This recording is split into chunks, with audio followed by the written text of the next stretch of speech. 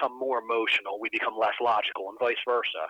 When we get to the point where we're so overcome with emotion, I refer to this as being drunk in emotion. Once we become so overcome with emotion that we're not capable of thinking logically, we start to say and do things that we wouldn't normally do because we're intoxicated. We're not capable of looking at facts. We're not capable of looking at information that's supported by data. That's the whole issue right now with our nation. And when we went into this pandemic, when we went into this whole crisis, it just goes to show you how detrimental it is that we have a media that is incapable of delivering objective information. They have to have their own motives. And what you're seeing now is everybody is questioning everything about everyone because they feel these strong emotions, which we can't do. We have to separate the two. The critical moment in time right now where you need people to behave kind of the opposite of their natural inclination. How can you use logic to make it more palatable? Let me explain. I'll give you an example. That's the question. But the example is, I know I should set a good example on the air. I shouldn't be on bitching and moaning. But it is really, I am so sick of this. I've really had it. I haven't been around people since March 5. March 5, I had some dental work done, and just, the cycles of my food shop and gas, and it just fell that way. And now we're in. And I am safe, hunkered, and I'm not without creature comforts, but emotional intelligence. I'm trying to use it. I'm trying to find a useful emotion in my unnatural behavior, which I'm voluntarily, deliberately doing. Do you see how this can be irritating and might need some emotional component of, I'm acting the opposite of who I am for the right reason? How long could this go on and it be good? Do you see where I'm going here? Yeah, and I think what's critically important to point out here is the fact that we're all emotional creatures. We cannot prevent emotion. We cannot suppress it. What we can do is control it. We can learn to control it. We do that by having total awareness of where we are mentally at all times, meaning that if something triggers us, we need to be aware of those triggers before they happen, because generally speaking, 99% of the population, when something happens that triggers them emotionally, they react. They fly off the deep end, they go crazy, they go nuts, and when they do that, nothing gets accomplished. As a society, especially as a nation, the United States, what we've allowed to happen is our subjective perceptions totally supersede any type of objective observations. So it doesn't matter anymore what we see with our eyes, it only matters what we see with our heart. So we're looking at these situations, and we have this confirmation bias, if you want to call it that. In our minds, we already know what we want to feel. We already know if we feel strongly about our president. Here's the thing about that. I want to just focus on what you said. That exactly the way you said it, I wouldn't change a word. That is the creative process. You force your eyes to not be limited by the data. You use the data to fuel what you want to see. Therefore, Frank Lloyd Wright builds a house totally different. Therefore, for the first time in the 50s, the rocket lifts off. Somebody pressed on the data and forced them to a different, not a different, what's the word? Not a fictional option. They didn't create a fiction. They actually found by pressing. So what I hear you saying is something we want, but it's out of control. It's happening randomly instead of in small bursts. For leadership purposes, it's happening willy-nilly. But do you see the value in using the heart as the filter for the eyes so you're not limited by what the data would suggest? You see my point? Yeah, but the issue is we have to weigh both logic and emotion. And again, to understand that we're innately hardwired to feel first and think later. It's what we do. What we have to understand is that we have zero control over what happens to us. We only have control over what happens within us. So regardless of pandemic, regardless of people dying, regardless of anything, all we have total control over is how we react to that. If we're not in touch with our emotions, if we're not self-aware, which is really the foundation of mental toughness is self-awareness. If we're not self-aware, then we're going to start allowing our feelings to guide our decisions, and we can't do that. Now, there's a time for it. Don't get me wrong. There's absolutely a time. That's it. Go ahead. What is the time? What is the right time? And also, there's a right small shot glass amount. You don't do this endlessly. 100%. What's the right time and what's the right amount? A shot glass is a great way to put it, and that's exactly right. It has to be weighed with logic. So, for instance, when it comes to love, when it comes to our personal relationships at home, when it comes to religion, okay, these are times that we're drawing on our feelings. Look at religion, for instance, okay? If you want to look at religion from a standpoint of fact-based, tell me how many people you know that lived, died, were buried, and came back to life. How many people do you personally know? You don't know any of them. So all of our religion is tied to a faith. Is that a bad thing? No, it's not. But if we're viewing all things in our life, if we're viewing all of our beliefs in life based off of a feeling we have that's not backed by any kind of data, what's that costing us? Are we hating people we shouldn't hate? Are we not doing well at work because we have this belief system that's holding it back that's tied to something that our Aunt Susie told us 30 years ago at Christmas when she was drunk? I mean, where do these beliefs come from? So objective reality requires us to look internally. It's called facilitated introspection. You look internally and you analyze your thoughts, metacognition. You think about your thoughts. As a nation, as a society, we've become incapable of acknowledging our beliefs. We have to automatically, whatever it is that we think, we have to find a way to make that happen. Anybody that disagrees with us, we automatically hate. That's where we are as a nation. What's your toughest case at work? When you are trying to get through to somebody and you can tell it's not getting through, when do you have to, what do you go through when you have to suck it up, persevere, but you can't jam it in there. You can't demand that someone accede to your conclusion. What do you do? How do you keep it under control, but yet concentrate the effort and persevere to the result? What do you like under fire with that? I don't mean in the battlefield as a Marine. I mean when you really are not getting through. And this is a big issue with COVID. There are people who don't get the message, or as you pointed out, they're so locked into what they think is going on, they don't take in the data. What do you do when there's a blockage like that?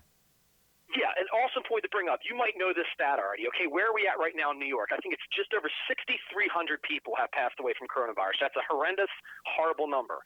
Of the 6,300 people that died because of coronavirus, do you know how many of them had zero underlying health conditions? Oh, I'll tell you. Almost it's 112. none. Almost none. 112. Yeah, and the city at large, I'm involved in this. My aunt is 96. She has COVID. And her nurse on her COVID ward at the Westchester Medical Center in Valhalla has been so awesome describing exactly what you're saying. She was telling me about this. So go on, make this point again. What percentage of the cases in New York, which is the focal hotspot for the world to watch now, are people with no underlying other problems besides COVID? 6,300 people died in New York. 112 of them had no underlying conditions. So 6,300 people is horrible. Death is horrendous. But when you step back and look at the facts and say 112 people had no underlying conditions, that means that a very large portion of the people who passed away had underlying health conditions, other things that may have caused it. Okay, you start looking at that. You start looking at when they talk about deaths that are COVID-related. How about the people who are stage 4 cancer patients who maybe have a month left to live? Again, I'm not saying this in any way other than to prove a point. Those people who have a month left to live come down with COVID and they pass away. That is linked to a COVID death. Okay, but what about the underlying health condition that was there? Well, I don't know. You got to be careful. What is the point we're trying to make? The point we're trying to make is we have to look at the facts. But I don't understand. It sounds like you're minimizing how bad. Here's the thing: you got to be careful. I think O'Reilly said something similar. He used the phrase "people on their last legs," using stage 4 cancer. I get the point, but the only thing I don't hear is, and I do believe is true, I think it needs to be said, that fragile death is just as important And COVID did it just as much as it did the healthy person. What I'm trying to point out is it has nothing to do with who is at the end of their life. It has nothing to do with other than the fact that we have to peel back the facts here. So when people but I don't know what the fact. What is it? What are you saying? The fact tells you. People are misunderstanding. People sometimes are not bright enough to understand the information they discover. Let's be honest. Everybody is not bright enough to understand a piece of data. A piece of data. Yeah, go ahead. I'm listening. Yeah, go ahead. Yeah. The fact is, we viewed this, and again, it's easy to play Monday morning quarterback here. We viewed this from what I refer to as a single variable analysis, which means we only looked at protecting health. It's important. I understand. It's absolutely important. But what we didn't look at is the other outline, the other factors that come into play as well. We had 17 million people that filed for unemployment over the last 3 weeks. Okay? But that's, 17 million people. You can't really do this. This is okay on a talk show, but a real government, a real business can't do this. You can't mince words over this. There's nothing to be minced. You're mincing, Eric, you're mincing like crazy at 90 miles an hour. You got to go slow. We shut down our whole economy. We shut down our But whole I don't understand. economy. What are you saying? But when you say it that way, what does that mean when you say shutting down? You have to. You don't have any choice. No, you don't. You have no choice. You have no. No. You have no choice. You don't have a choice. Here's the point I'm making. It doesn't matter. The point's not more important than the reality. Let's stick with the reality. Before your point, the reality. I want you to know where I'm going with this, though. I do. But we're running over the most. We're obscuring what's more important. What's more important is getting lost right now. Let's not get lost. This is for sure. All intelligent people knew this on the air 2 months ago. This is not a surprise. Healthy people are staying home to protect sick people. Perfectly healthy 35-year-old men and women are sheltering so they don't accidentally, silently pass it to a vulnerable. That's it. The whole shutdown is not to keep the whole country from getting corona. The shutdown is to keep the almost dead from getting wiped out, as your example point. That's why I wanted to stop on your example. Let me tell you what my point is with this. Hold on. We didn't finish. We just got to agree on the point. The most important point is that a policy now of sheltering in place shouldn't be understood the wrong way. This is not to protect healthy people.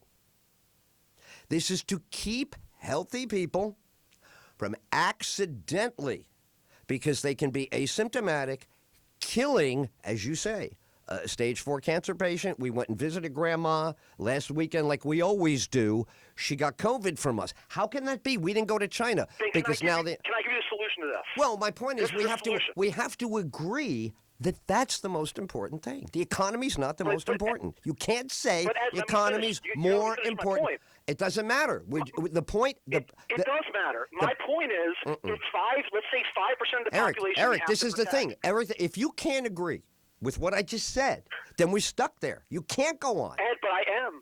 I'm trying to give you my point. I do agree with that. I do agree. I'm not hearing it. I'm not hearing. I don't think you do, and I haven't heard you say that you agree. You just let me finish my statement. No, you got to stop. You got to stop. You got to stop here and prove that you really get it. Yeah, right. I mean, I'm not. Getting ready to right now. It's too. I'm getting ready to.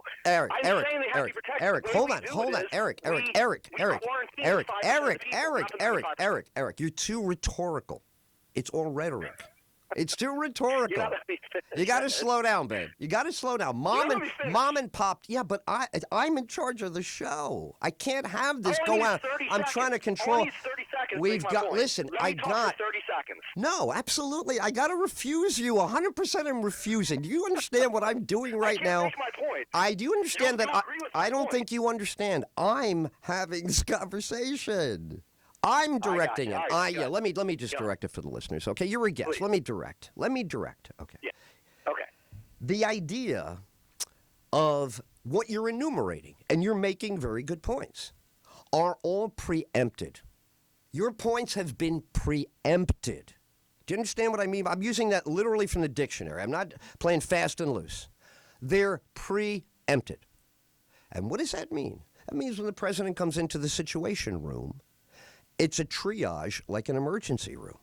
There is no consider the third factor. It's the emergency room. It's a Situation Room. Now, are these factors relevant? I'm not dismissing your factors, but they're preempted. Why? Because people, as you made the best illustration, I would have used my Aunt Addie, who's not a sick woman and got COVID, which is why I believe she's alive, fifth day in at age 96. But your example is the focal point of the policy. A virus like this can sweep through the vulnerable, kill them, and the only way to stop it in this society is for healthy people to not go to work.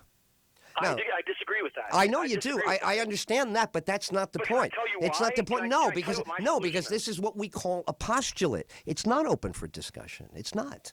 That's a point that's not open for discussion. I can't have an opposing point of view. Well, it's just not open for discussion. You have your point of view, but we're not taking points of view on it. That's the idea. Why would you not listen to what my rebuttal is? Because I wouldn't need it. It's over excess info. Everybody knows. It's me proving my point. So Eric, it doesn't matter. We're not discussing who's proving points. That's not what we're doing. We're not having that. We're not playing tennis with it. What we're saying is. So to say yours is right, mine is wrong. That's what I don't understand. Why can't I give you my point of view? Every factor makes it that way. Who says that it's cold when it snows? Why don't you argue that? Why is it 32 degrees for snow? Because you're not giving me the opportunity to argue. It doesn't matter. You wouldn't argue 32 degrees either. What do you think? I'm going to have a show that says anybody who doesn't agree with the freezing temperature of water, I'm going to take a call. George Norrie does that. They already have those shows. They have those shows. Your perception of if it's cold or if it's hot. But it's not a perception. This is the idea. See, the idea is you don't get to tag any word you wish as a perception. That's the thing. You're playing tag. You're playing tag. Well, you got to, if you want to dissemble my certainty, then you have to go and find out why my certainty is there. Simply attacking it is not enough. Then why can't you see my certainty? Well, I've listened. The point is, you're off the interstate. You didn't let me finish. It doesn't matter. You're way off, though. It's too far off the interstate. How am I way off? You don't know what I'm going to say. Eric, not talk. My ears are full. I heard. If I play back, you didn't hear what I was going to say. Eric, even right now, you're not even. All right, but right now, you have to listen. Okay, you have to listen. That's what I mean. You just have to. I listen to you when you start. I listen to you. But you didn't let me finish my point. Well, I'm sorry. Yeah, I cannot grant your request. You will not be allowed to finish everything you need to finish. Okay, I'm telling you now. It's just being refused. You just take the refusal. Okay. Here's what really matters. What really matters is not that you finish your point. That is not the most important thing. If it were, then what am I doing here? The most important thing is. You're opening conversation, Ed. That's what we're doing. We're conversing. We're having opposing points of view. We're listening to somebody. Well, I have my own way of thinking of what's going on, and you do get in the way now. I'm not telling you how to think of it. But that's a non-emotional intelligence thing. Listen, I understand that. I'm saying you're being preempted by a higher principle. That your rhetoric, but you're not even, but you're not aware of what you're doing. All you want to do now is make sure you're not doing it. You're not looking at what you're doing. You just keep asserting. I'm asking you to let me give you my point of view. Eric. You're not allowing that. That's the problem with our society right now. Eric, I'm not a problem. What I'm doing is not a problem. Nothing's a problem. You got to relax. You're not allowing me to get my side of my and that's an okay thing. That's cool. That's cool. Oh my God, Eric! Shut down free thought. Eric, I didn't shut down free thought. We're just saying right now you're being preempted. Don't you recognize this from the military? All right, guys, enough. The general's in the room. Quiet, attention. You don't recognize that? Don't you? You know there's a place for that. In the world operates. When you're handing out sandbags for the flood, somebody says, knock off, this is what we're doing. So that's the concept. I'm not saying my personal opinion. I'm saying you're not recognizing the concept of there's a higher more important principle than the one you're arguing over. Your principle is not invalid. No, That's your perception, no, which it's is absolutely. subjective. Eric, this is what I'm saying. You're falling into. Who makes it higher? Eric, shh. You're falling into relativism. Do you know what I mean? What does the word relativism mean in the dictionary? It means anything can be anything else. Relativism. You're questioning every noun. I'm saying you got to elevate. We can't play this game about every noun has to be proved. We understand in your numbers, your example, you say you didn't let me make the point. You made the point very well. You gave an extraordinarily low death number for an infection identified number. Then you said it needs to be known what condition that they are in. And that's where I said to you, you're now bumping into a higher principle. You're talking about where to put the tomatoes in the fruit department. That's not the discussion. You're saying I disagree with you, and I don't disagree with Eric, you. it doesn't matter. You're talking about the wrong point. You're not discussing. Well, you're not listening very well either. It'll be the third time I'm saying it. You're not focusing on the most important thing, that a virus doesn't wipe out your cancer patients and other infirm. And I agree with that. Doesn't I'm matter. talking about the No one process asked of how we Eric. solve it, Eric, is what we no one disagree asked you. on. No one asked you to agree. That's the point. I don't understand where you keep going about what you don't agree. need to That's agree. not I think you're interesting. opposing point of It's view. not interesting who agrees with what. How do you It's know? interesting. How do you know that? Because I do. It's not interesting to me. How I do you know that? Because You know, Eric, how do Eric, you know it's not interesting? How do you know you want to agree with me? Eric. I'm hosting the show. I'm not listening to it. I get that. And I'm not a guest on it. I'm deliberately directing it. Why are you asking? Shut down your guest thoughts? It doesn't. That's you, the way you see it. That doesn't mean what you just said is How true. you told me. Eric, it doesn't mean what you say is true. That's all. Just relax. Your perception of how I'm conducting the interview doesn't matter either. Just relax. We're not here to satisfy the guest. I've been doing this 45 years. Never have I ever wanted to satisfy the person on the phone. The show is performed. Okay, so just stop about every sentence with you is, I want to do this, and let me finish. Stop. As if you finishing or you being satisfied is the most important thing on the show. Take it easy. I'm about to show you what's a lot more interesting than what you've been saying. But if you're resistant to it, I understand. You still think no matter what Ed says, Ed should do this. I got you. I'm asking you to just relax with that. Put that aside. Ask yourself, shouldn't any society make sure fragile people don't get killed? That's it. What are you going to say no to that? I'm agreeing. I am you, but this is the problem. You're conflating. I'm not. Listen. All right. That's it. Look. I don't listen, Eric. Please. It doesn't matter to me that you agree, and it certainly doesn't matter to me what you think I'm doing. Please, we don't want to play this. That's what talk radio has become. I don't want talk radio to get like that. I'm interested in a different idea than you are. I'm interested in. What is that? Well, you don't listen. That was you. I would have addressed this 20 minutes ago. But when I proposed to you that there's, oh my God, now he's talking even unbelievable. All right, I'm going to say it this way, okay? I think the premise of what you're saying doesn't make any sense to me. But you don't let me finish. How do you know that? It does. Oh my God, Eric. It is not my fault. Eric, it's not my fault. I don't agree or even value. I'm saying to you, I think you're talking about something too small for a much more important issue.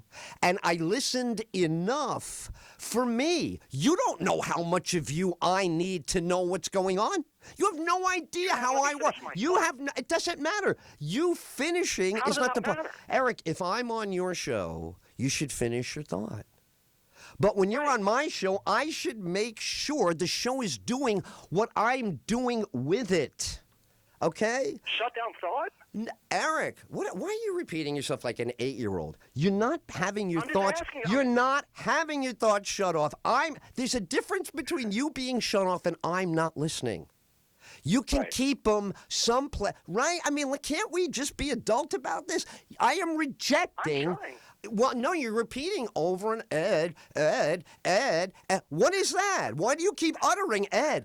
Why are you uttering all? Why aren't you accepting? I changed off of this subject 20 minutes ago, and you didn't let me finish. But I said to you, we changed, but you didn't let me. What are you doing? Why do that? Why not take the ball I'm handing you? Okay, I understand you don't want to. Now, bottom line for you, different than me. Your conclusion. You just give me your conclusion. Let's assume we've heard enough.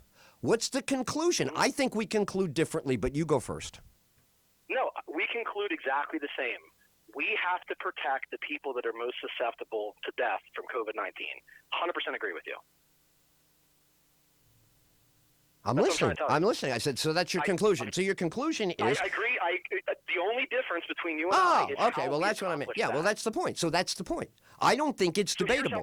I don't think it's debatable, so I'm done. I wouldn't listen to you or anybody else. Eric, you can't force me. Once you say that, I'm entitled as an American to walk away.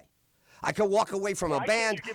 Whatever anybody thinks, I shouldn't listen to what other people think. I should do exactly what I know is the right thing. I shouldn't be people. Why don't you give me 30 seconds to explain why? Well, why? So you don't think if I wanted to, I would do it, right? Like if I made that choice, but I don't feel that you should recommend my behavior. That's where I'm right. My behavior. I'm asking. That's what I'm saying. I'm saying. How many times did I say request denied about 20 minutes ago? So this is the idea. Okay. I do feel that there is an issue here, and it bothers me. It is. It's a little off-putting, but it's okay. I can live with it. I recognize it. Scenario. Yeah. I'm sorry. Yeah. Another scenario. Give me another scenario. If people go out and they drink and drive and they kill people, should we keep everybody off the streets in fear that somebody driving a car drunk is going to die? When I was a kid, here's what they said to us when they do that to you. That's apples and oranges. That's what they say. How? When I was a kid, apples are red, oranges are orange. An apple has a different kind of skin. So your fact pattern for comparison has too many differences to be relevant. That's what apples and oranges means. People are drinking. Well, you just got right. Alcoholism has nothing to do with COVID. Has nothing to do with why they have cancer. Has nothing to do with why they're dying. It's a reach. All right, go ahead. What are you saying? I'm not saying that. Yeah. What I'm saying is if there's a very small percentage of people driving on the road that jeopardize the lives of everybody else, should we shut down everybody else from driving because of the small percentage of people who are adversely? That's what I'm saying. This is the point. This is the point. This is what you learned in school. We all learned. You can't extrapolate like that. Just because words sound similar doesn't mean the comparison has value.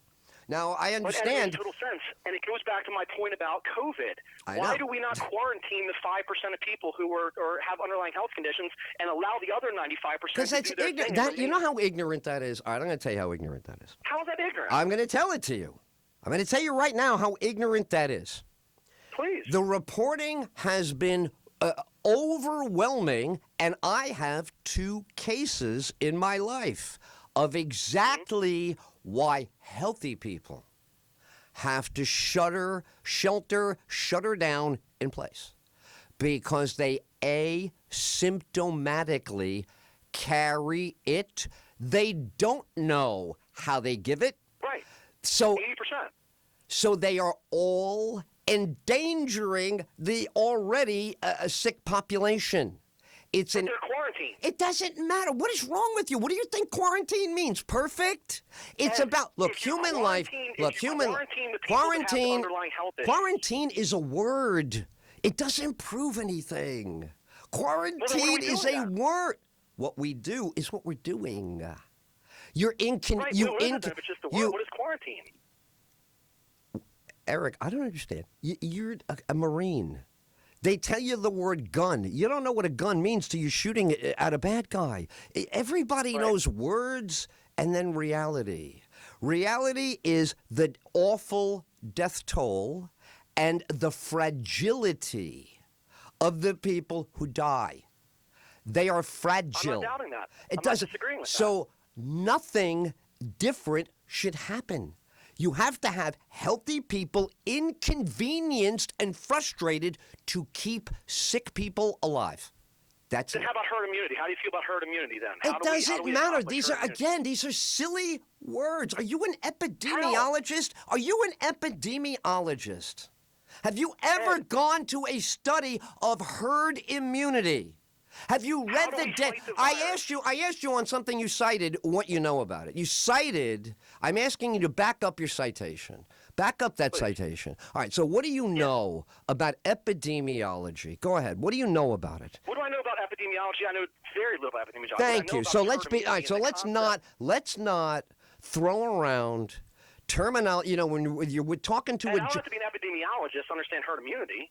I don't have to be a doctor. Yeah, absolutely. To be accurate and talk to the public, you absolutely do. Yeah, your little common man knowledge is not enough. No, your little common man knowledge is not enough. No, it's not. It's absolutely not. It's the same thing. Ed, I know the definition of herd immunity. It's not about, again, I don't want, we're going around. I don't want to measure typing on a page. This is too serious about typing on a page. I read this, Ed. I saw this word, Ed. You know what you think you believe from what you heard.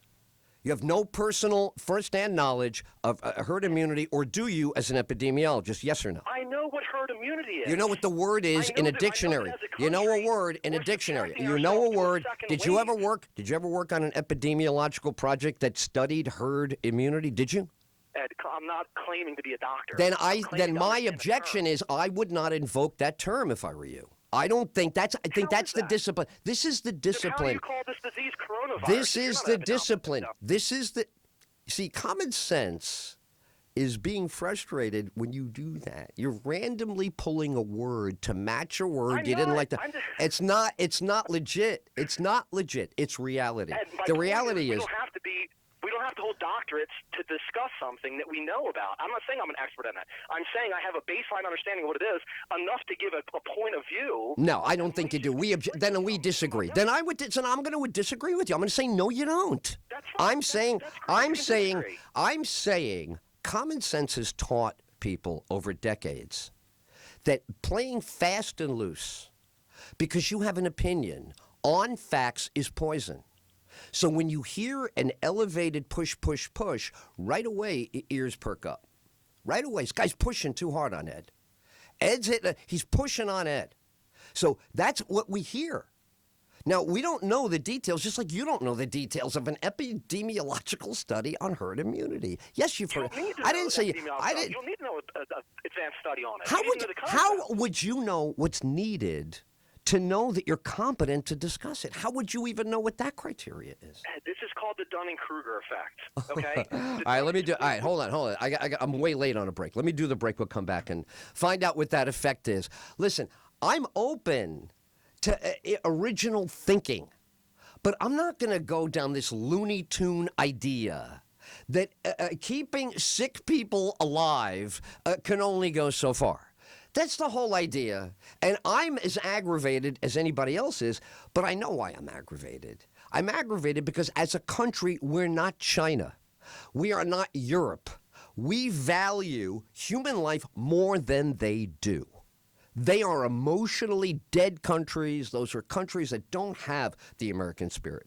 The American spirit recognizes the value of the stage 4 cancer patient staying alive, avoiding COVID, because as a country, we're smart enough to know doing the right thing keeps people alive. That's it. We can't demand it keep them alive and this gets open and I want it this way and I absolutely have to have it my own way. That's not mature. That's not grown up. Grown-ups don't make demands on mountain ranges, demands on tsunamis. We got this thing as a virus. We're doing the right thing, and it's a huge pain in the ass. Sounds like exactly right. That sounds like exactly right. It should be a huge pain in the ass that we don't enjoy doing, but we're definitely doing it. This is the Ed Tyll Show.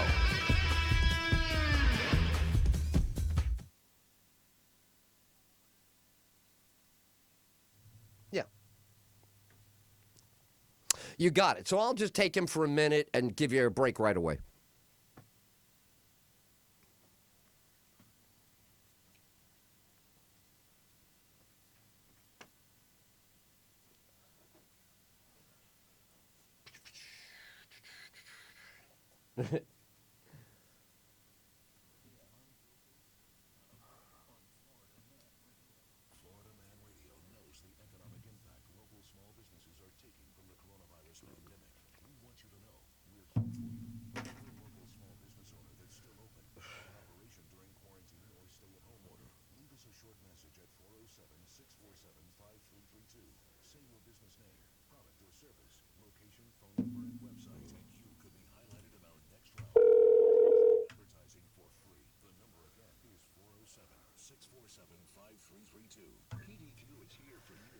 You back, Lisa? I'm here. You got it. You been listening? Oh, yeah, I've been listening. You got it. Hang on.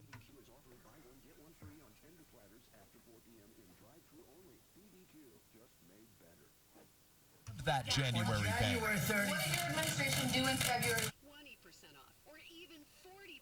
Your discount is even. We didn't have a king. The tension punctuating a White House briefing where President. Off. But why stop there?